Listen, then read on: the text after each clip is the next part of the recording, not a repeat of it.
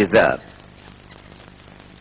Mahbub may ultimately win in this field too, as he has in others, particularly in broadening the accounting of human development. The inspiration and the reasoning, the courage and the creativity that made Mahbub al-Haq what he was will continue to influence the world.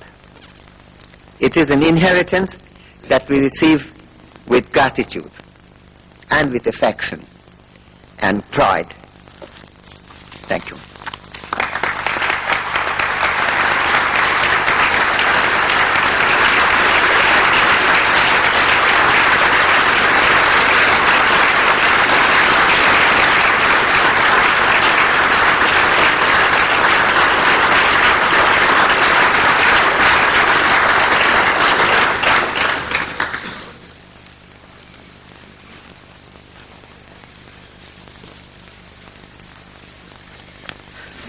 I first met Mahbub during his period at Yale, when he was getting his PhD.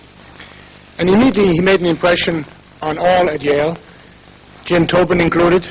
He called him Bob Huck, and he saw the analytical strength of his mind, the breadth of his interests, and we all expected him to have a brilliant academic career. The next time I met Mahbub was when I came to Pakistan in 1958. As director of the Pakistan Institute of Development Economics. At that time, Mahbub was in the Planning Commission, as has been pointed out. He was living in bachelor's quarters. We often had dinner with him, Rachel and I, and we became very close friends during those years in Pakistan. I'm not a matchmaker by profession, but I'm very glad I had a hand in a match that's been mentioned. They say East is East and West is West. In this case, the twain did meet. And it came about through my recruiting Khadija Khanum in Dhaka to come to Karachi, where she met Mahbub, who was an advisor to the Institute of Development Economics, and the rest is history. They overcame some obstacles. It's been a wonderful marriage, producing some wonderful children, and a partnership, not only family partnership, intellectual partnership, as Amartya has already mentioned. It is clear from the beginning that this slender, somewhat delicate person carried a tremendous vigor, strength, vision, articulateness, sense of purpose in that body. The energy, the passion, the intelligence combined to make him an effective spokesman for the good causes that he espoused throughout his life. Nothing that has happened since, throughout his career, has changed those impressions during those years in Pakistan. Whatever he touched, in all this too short and very productive life, whether he was minister of everything in Pakistan, or he was simultaneously minister of all those things, when I visited him in Pakistan during the Zia period. He, at the World Bank, in guiding the North-South Round Table, in working and commenting on the Pearson Commission, in his various interests with respect to South Asia Commission most recently, and of course the cornerstone, as has been mentioned, his input, his creation of the Human Development Report in all its dimensions, not just the index, but the whole idea that we have to look for a basic index of welfare and look at growth as a contributor, but not as an end product of human activity. That was his greatest achievement, and he called on his friends, and he provided loyalty, and he demanded loyalty, and people responded because of his Demosthenes-like articulateness and his fervor, which he brought to bear on this enterprise. He wanted to get things done.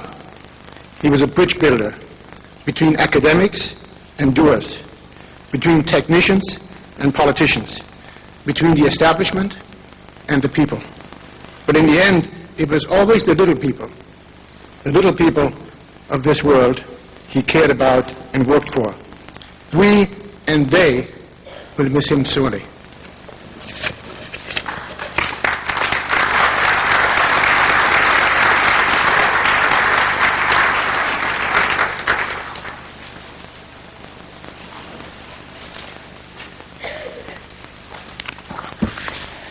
Dear Barney, dear Farhan, dear friends and colleagues, like several of us here in this room, I had the privilege and the joy to work together with Mahbub for several years, and needless to say, these were really fascinating years.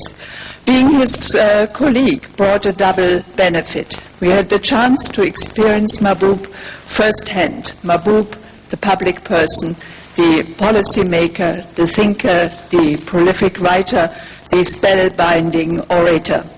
And we had the chance to see Mahbub, the colleague and friend, Mahbub, the human being. And what made Mahbub so likable to us was in particular that there was no discrepancy between Mahbub, the public person, and Mahbub, the private person. And I would like to share with you here two insights which show that knowing Mahbub as the private person, Mahbub as the human being, really provides a key to understanding Mahbub's intellectual brilliance, Mahbub's innovativeness. In a wonderfully open, self-confident, courageous, and therefore endearing way, Mahbub loved being and deliberately remaining childlike, I would like to say. He just refused putting on adult diplomatic spectacles and seeing the world through the puzzling, confusing, complicating kaleidoscope of customs and traditions. He adored canes, but he also admired, without any hesitation, the philosophy of Yogi Berra. And for those of you who have now a puzzled look and are not well read enough to know Yogi Berra, let me mention to you, he is a baseball player. Mahbub, chuckling with laughter, each week more or less reminded us of Yogi's challenge.